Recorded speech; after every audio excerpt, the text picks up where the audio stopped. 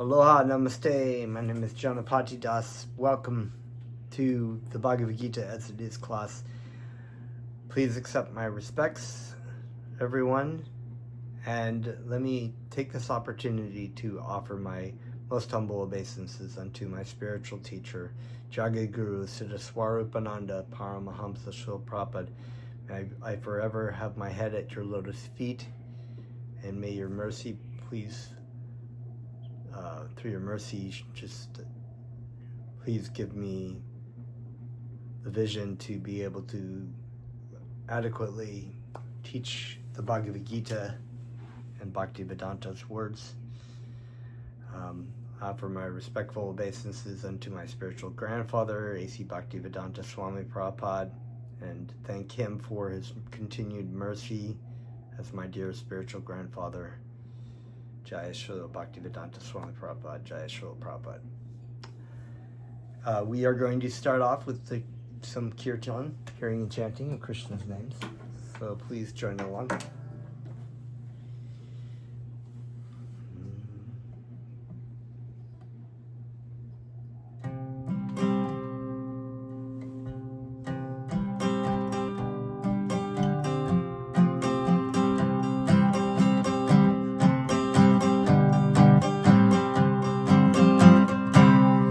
Namo Siddha Swarupananda Paramam Sanamine Karuna Swarupaya Radha Krishna Prastaya Namo Siddha Swarupananda Paramaham Swarupa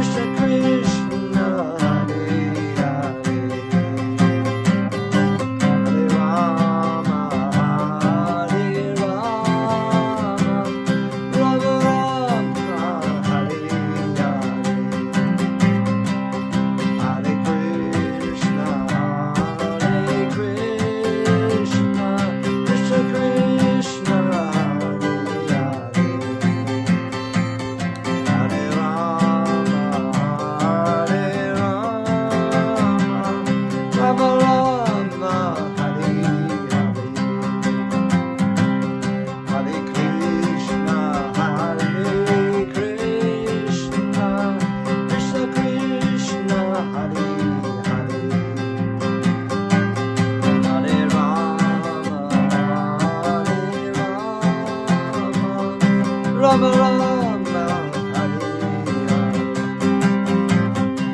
Gauranga Gauranga Gauranga Hare Chaitanya Chaitanya Chaitanya Hare Gauranga Gauranga Gauranga Hare Chaitanya Chaitanya Chaitanya Hare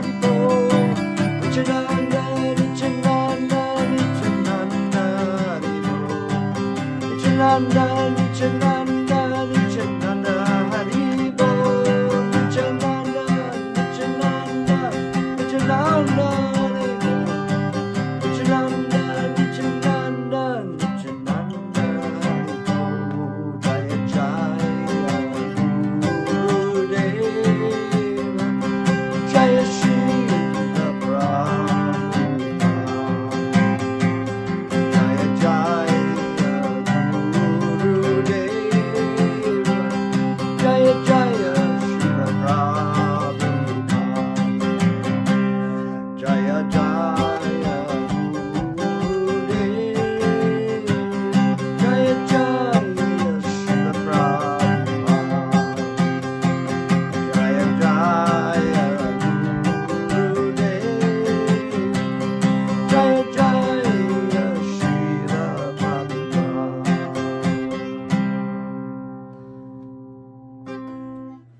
Haribo Om Namo Bhagavate Vasudevaya.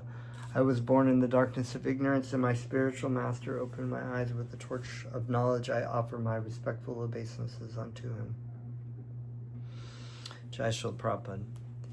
Okay, here we are again, and we are continuing further into the chapter 3 titled Karma Yoga. We've been discussing previously about the meaning of yajnas, or sacrifices, and what the purpose of sacrifice is, and where all sacrifices ultimately lead to.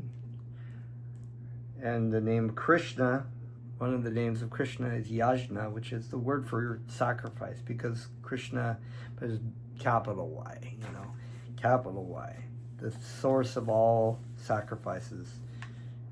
All sacrifices are done for Vishnu or Krishna. So we are continuing from text 12, chapter 3. Ishtan Bogan hi vodeva dashyante yajna bhavitaha tertatan aprada yaebyo yo bhunkte stena eva saha. Ishtan desired, Bogan necessities of life. He certainly, Vaha unto you, Devaha the demigods, Dashyante award, Yajna Bhavitaha being satisfied by the performances of sacrifices, Taihi by them, Datan things given, Apradaya without offering, Ebyaha to the demigods, Yaha he who Bhunte enjoys, Stenaha thief, Eva certainly, Sahai is he. Translation for text 12. In charge of the various necessities of life, the demigods being satisfied by the performance of yajna, sacrifice, supplies all necessities to man. But he who enjoys these gifts without offering them to the demigods in return is certainly a thief. So, in the Vedic system, there are different empowered living entities who are conditioned living entities, but highly elevated, who come into positions of administrators of the universe, or what is referred to as demigods, devahas.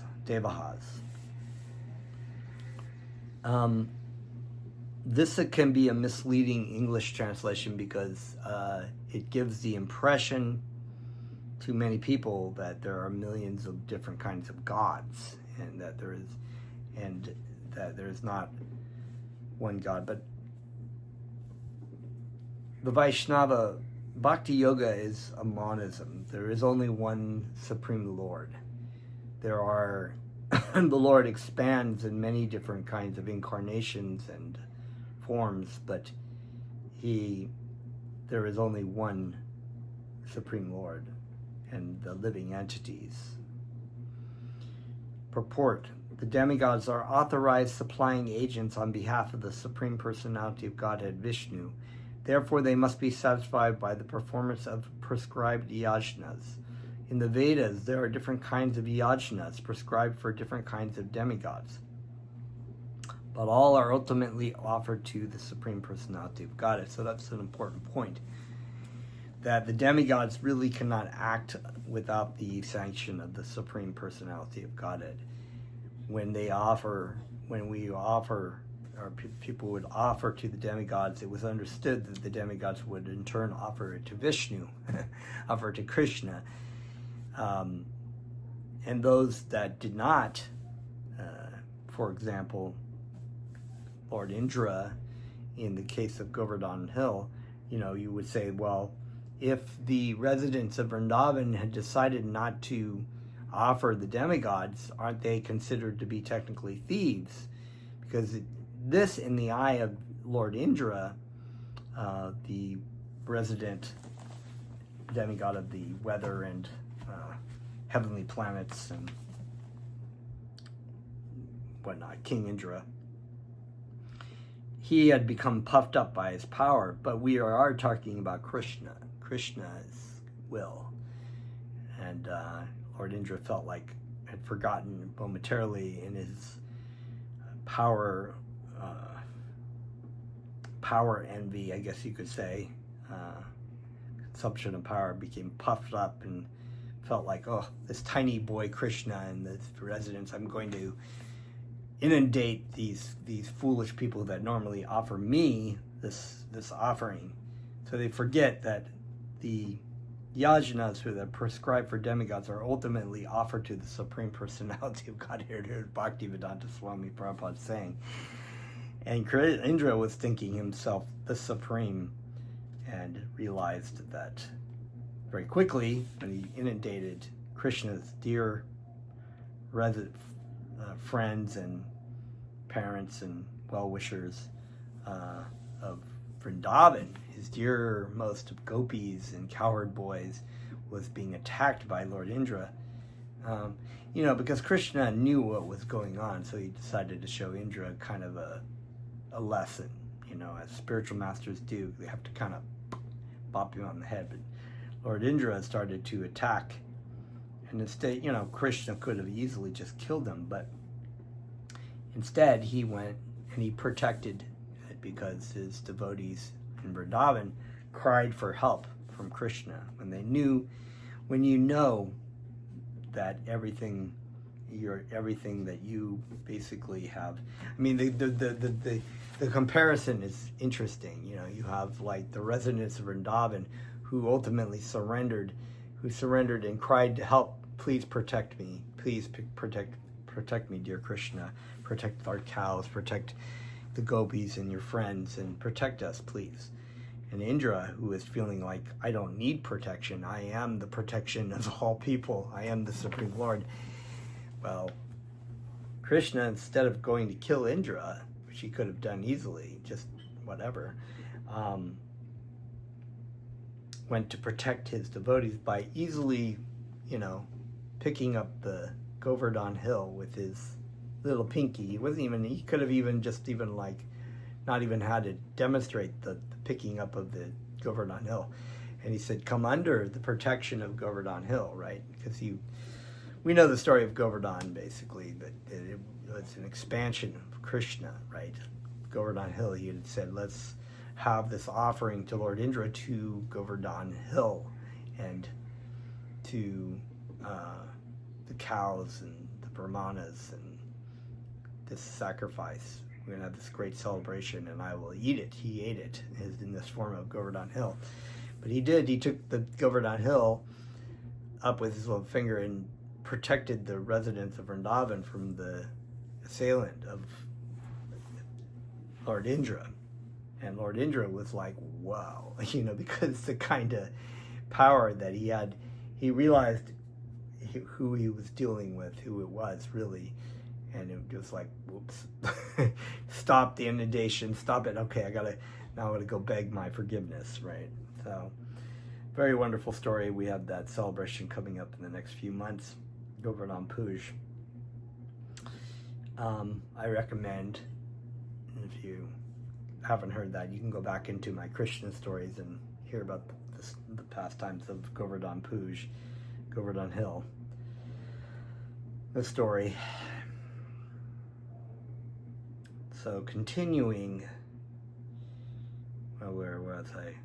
For one who cannot understand what the personality of Godhead, sacrifice to the demigod is recommended, right? So there are many different kinds of traditions around the world, and they worship different kinds of demigods.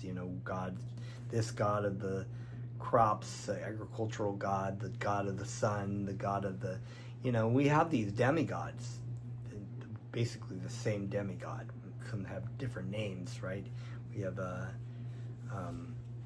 Surasena, king, son of the demigod of the sun, and so we have all these different personalities which are given to people to sacrifice to the demigods.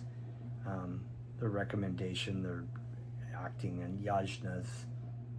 According to the different material qualities of the person concerned, right? The different material qualities, whatever mode they might be in too. Different types of yajnas are recommended in the Vedas. Worship of different demigods is also on the same basis, namely according to different qualities. For example, the meat eaters are recommended to worship the goddess Kali, the ghastly form of material nature, and before the goddess, the sacrifice of animals is recommended. But for those who are in the mode of goodness, the transcendental worship of Vishnu is recommended. But ultimately, all yajnas are meant for gradual promotion to the transcendental position. For ordinary men, at least 5 yajnas, known as the Pancha Mahayajna, are necessary.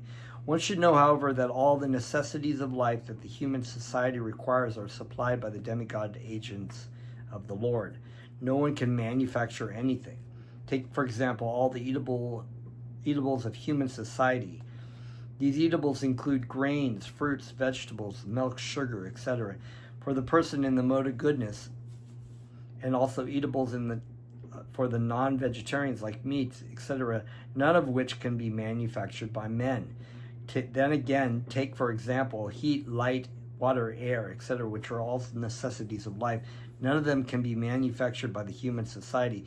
And even the things that we create as humans, we have to use the elements and the different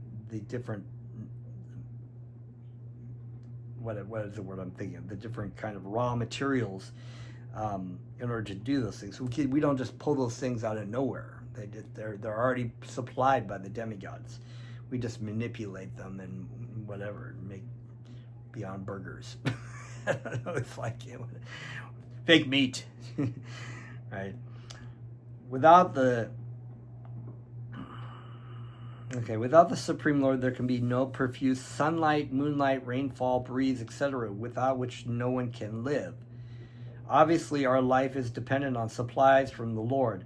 Even for our manufacturing enterprises, we require so many raw materials like metal, sulfur, mercury, manganese, and so many essentials, all which are supplied by the agents of the Lord, with the purpose that we should make proper use of them to keep ourselves fit and healthy for the purpose of self-realization, leading to the ultimate goal of life, namely liberation from the material struggle for existence. So this was actually even seen in a lot of traditional societies. They understood that there was a balance that you had to have, that the demigods or the gods, different gods supplied different things for our necessities and bringing ourselves up into have a healthy living society, a healthy body, a healthy mind, in the service of the community, to have a successful society. But even more beyond that, God supplies these things through the demigods so that we can exist and every time that we try to go beyond those things, we actually upset the balance. And so we see what happens. We consume too much. We have overconsumption, and the overconsumption causes environmental degradation and war, and so many different things that go along with that. It's like great suffering. So there is a balance to these things, and we are dependent upon the Supreme Lord and through the agencies of the demigods who supply different materials to use responsibly. And what does that say? Live simply. What was the word? High thinking, live simple living, right? Not simple thinking and high living, or whatever that might be. We don't overconsume. We don't eat to live, or live to eat. We eat to live, right? And so that is a balance. We can even see our body, Kshatra, is a field of activity, right? Kshatra, which means a field of activity, which includes our body. And in the field of activity, we have to take care of that body. And it's not, so there's this idea that, along with what Arjuna was thinking in this renunciate, that you should deny the body and abuse the body. And there's a lot of thought in different religious things that you do that because the body is evil. Well, the body is not necessarily evil. It's supplied with it. It belongs to Krishna, though. And if it's used in the service of Krishna and used responsibly, we'll have a healthy body, we'll have a healthy mind. Of course, things break down eventually, but at least we can, there's that saying, the body is a temple. The body is a temple. It's provided to you to use in the service of Krishna in your relationship with Krishna.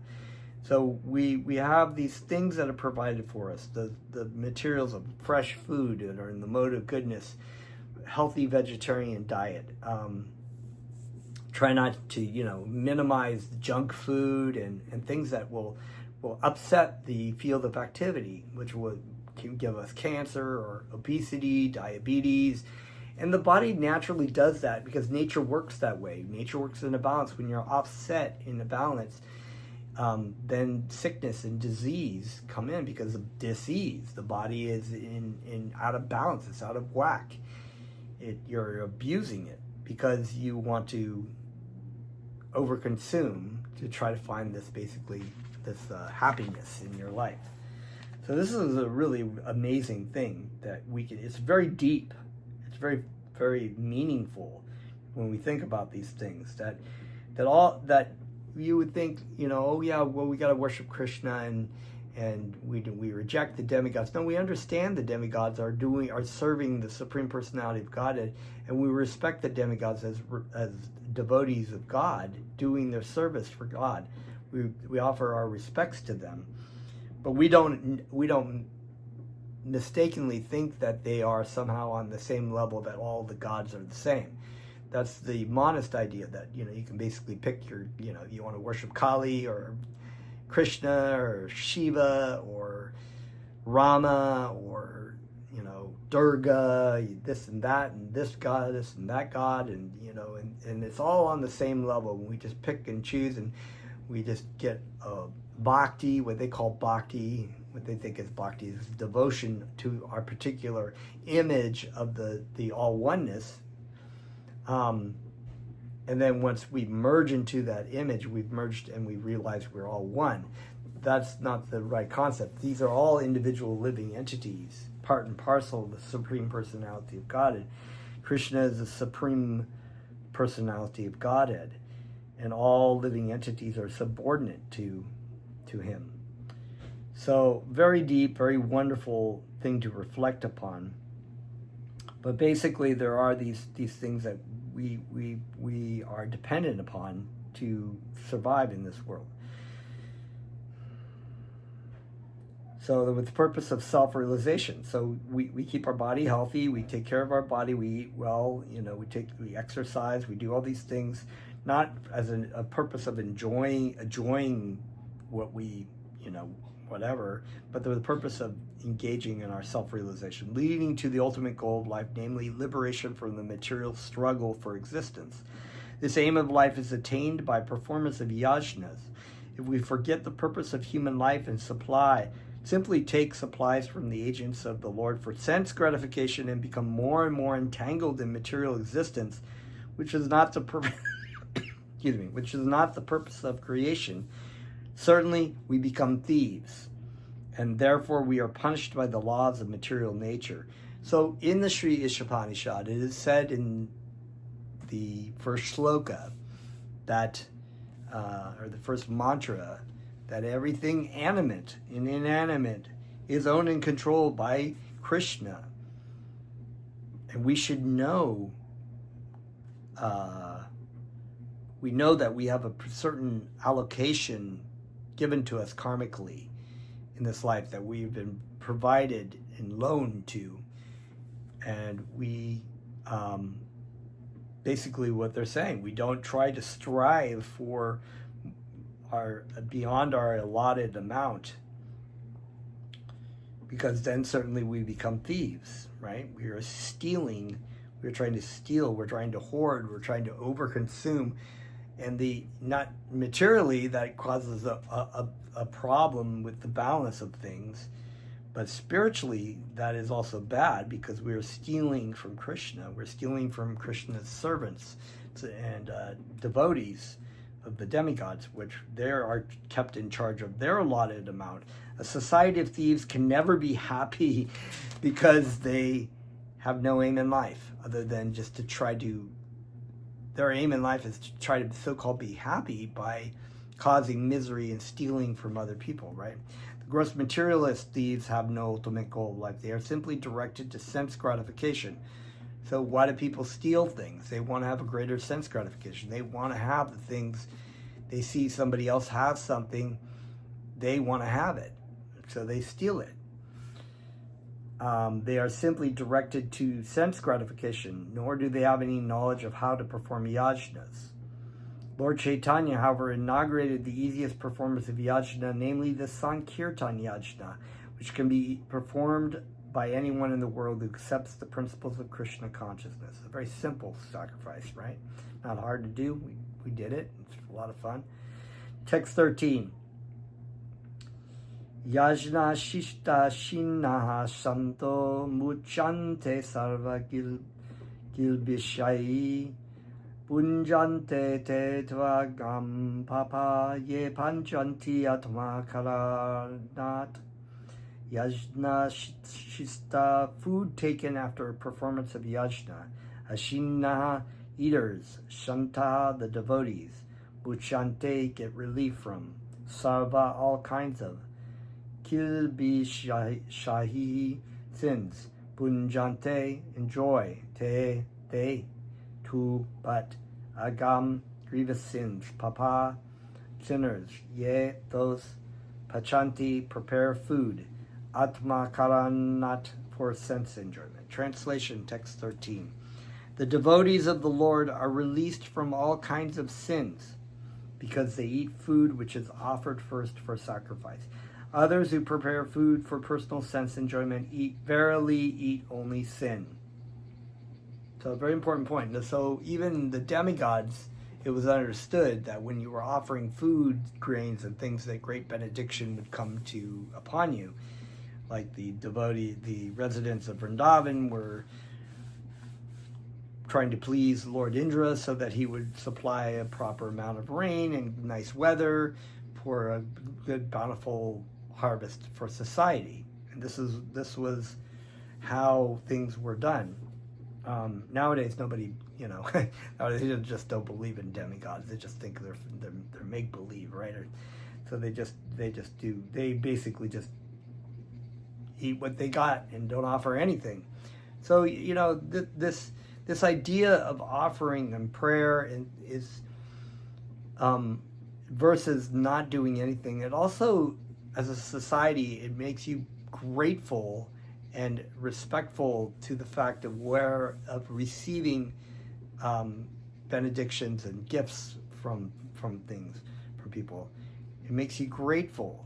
If you're just like thinking this is already belonging to me and I just gotta want it, you will become more likely to be a thief, because you'll feel like, I want it, it should be mine, it's going to be mine, I want it, so I'm going to just steal it. And, people do that in various varieties of ways, maybe some legally in a weird way, but they're still thieves. So here is the devotees of God who offered everything to Krishna. We have those devotees of demigods who offer things to demigods, and then there's those who just prepare food for their own enjoyment. So they're their own God. It's about me. And this is this sort of like me generation, right? Selfishness, self-consciousness. This is why we have great suffering and unhappiness. The devotees of the Supreme Lord, or the persons who are in Krishna consciousness, are called santas.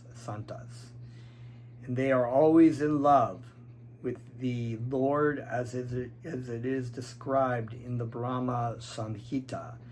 Premanya jana cholita bhakti vilo chanena santaha sadaivas hilidayeshu vilo kayanti. The santas. I remember I did a post on this once. It was during Christmas, and I read this verse, and it's like, Santas, people think, oh, Santa's going to bring me a gift, right? Santa's going to bring me a gift, some material sense enjoyment. It's like people want, what's going to benefit them materially from this white, fat, old man who's like looks drunk and jolly, but he's overweight, and he drives whatever. He drives it, and he's like, he'll bring you goodies, right? But the real santas are the devotees, and they give us the greatest gift. They give us love for Krishna, which is the greatest gift one can receive. So they're the true santas. The santas, being always in compact of love with the Supreme Personality of Godhead, Govinda, the giver of all pleasures. They're devotees of Govinda, the giver of all pleasures, the source person who gives you all pleasures of love for God, which is the greatest pleasure. And Govinda is also the supplier of all things materially pleasurable too, because everything comes from Krishna, whatever you want. If you want the material pleasure, you'll receive it, but it's like the fruit that seems to taste good, but it's really actually just thorns. And you're like the camel that bites down, and you're drinking your blood, thinking, oh, that's really nice and salty tasting. But it's actually blood, thorny blood, right? So there is pain involved in that. But the giver of all pleasure, the greatest giver of Govinda, is himself. His love for Krishna, his love for Govinda. Or Mukunda, the giver of liberation. Or Krishna, the all-attractive person. This is all kind of the same thing, because you can receive liberation, but not necessarily there are different kinds of liberation. That's a whole other thing too. But you could receive Krishna and love for Krishna, or love for Govinda, and automatically you have liberation. Or Krishna, the all-attractive person. Krishna is the most attractive. That's what Krishna means.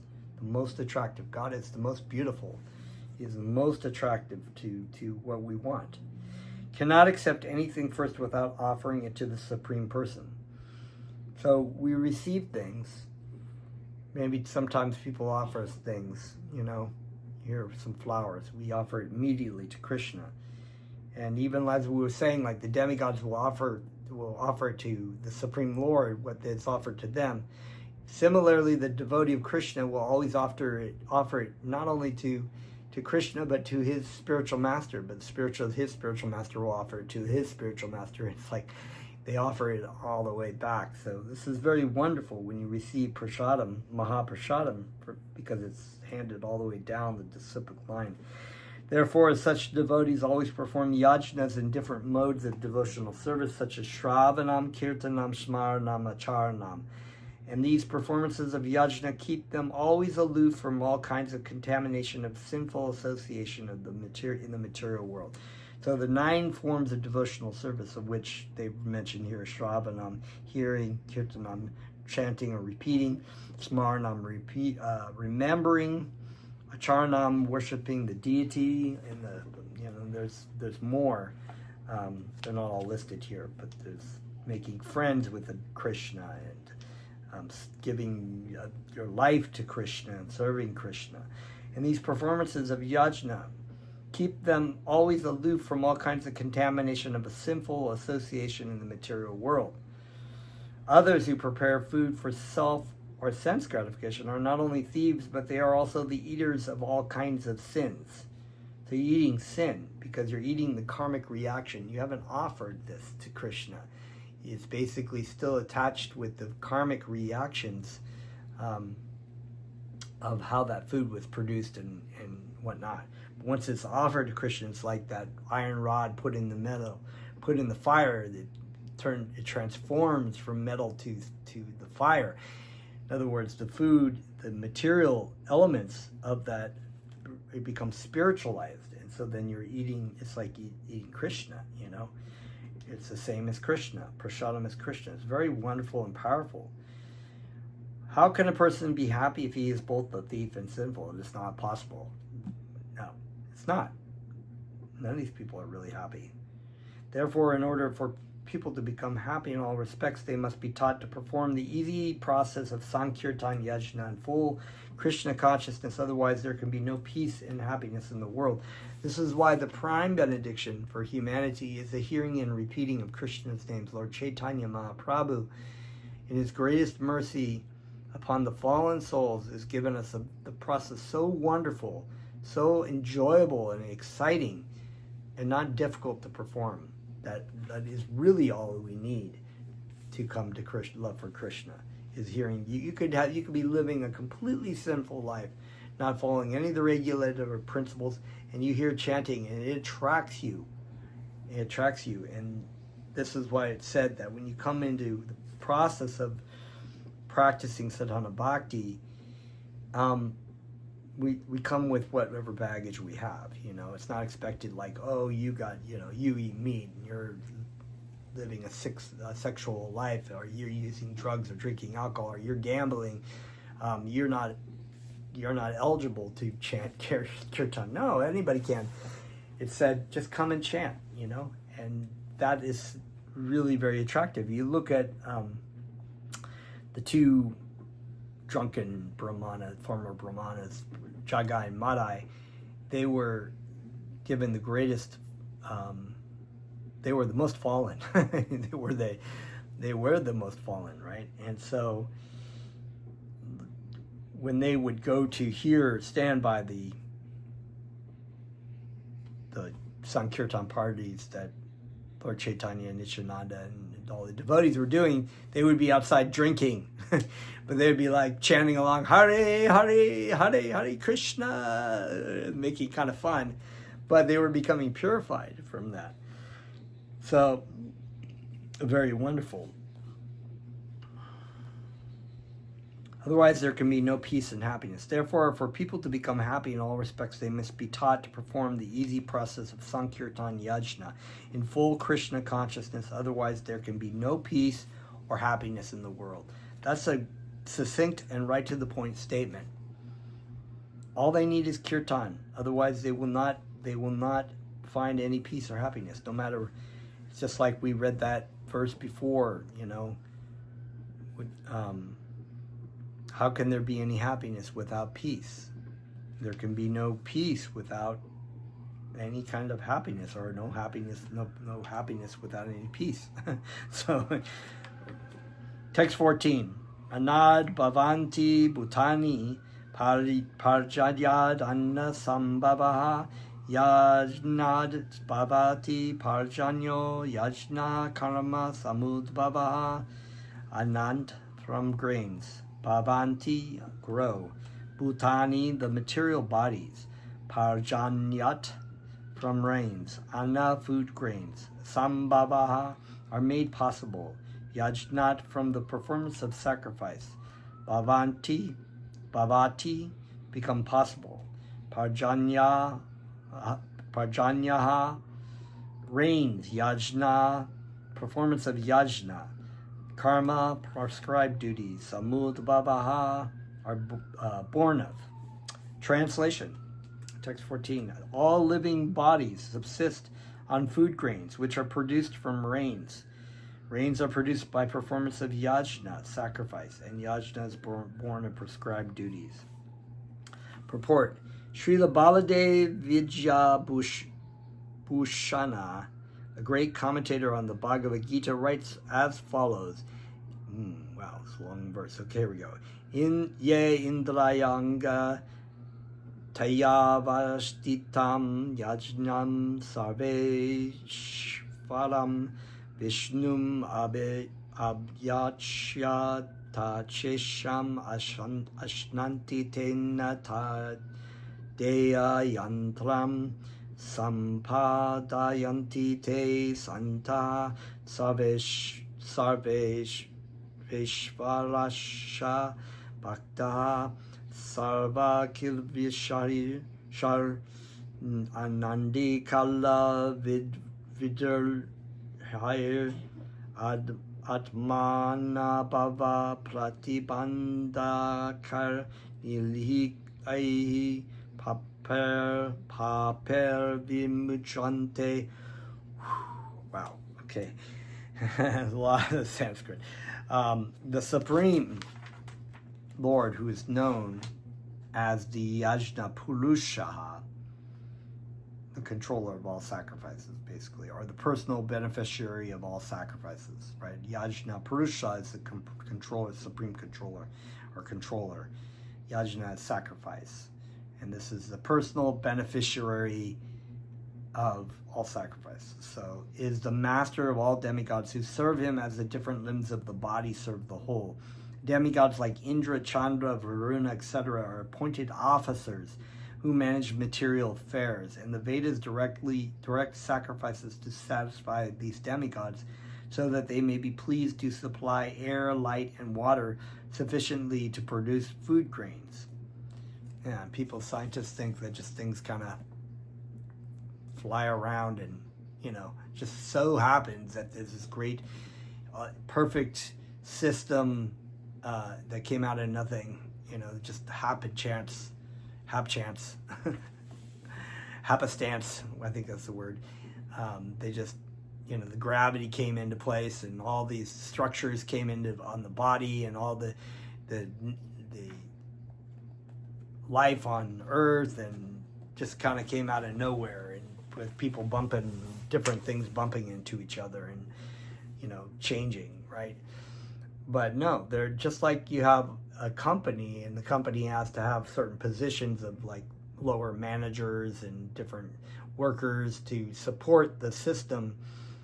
It's not that really that Krishna needs to have all these things, but all these demigods, but it is something that Krishna offers them to be in service, to serve Krishna in the way of being the administrators of the rain, or the administrators of this faction, or fire demigods, or the sun demigod, or people to control the moon, and so the Lord Brahma to create Lord Brahma's to create the universes, and so it makes complete sense.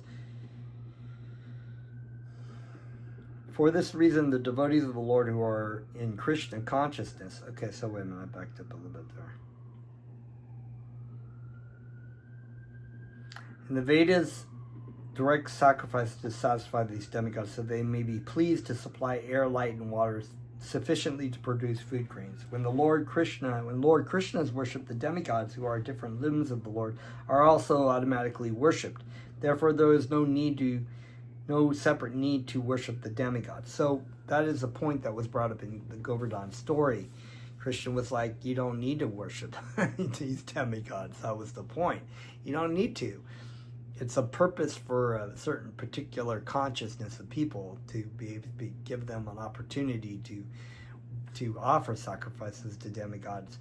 But most people in the Vedic system understood that Vishnu was the beneficiary of all these things, and that they were, there was a certain Vedic obligation to to worship different demigods, but it's not necessary, because Krishna is a source of all things. And just as we were talking about this idea of the root of a tree is when watered by the root, all the limbs and leaves and branches are similarly, the stomach will send nutrition to the rest of the body, right? So there's no need to like put food in your hand and squish it to try to get nutrition. You can just eat it. Go directly to the source. For this reason, devotees of the Lord who are in Krishna consciousness offer food to Krishna, then eat, a process which nourishes the body spiritually, not only physically, but spiritually, right? We eat prasadam.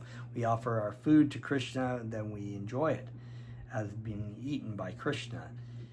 We respect and we offer our respectful obeisances to Krishna in the form of prasadam.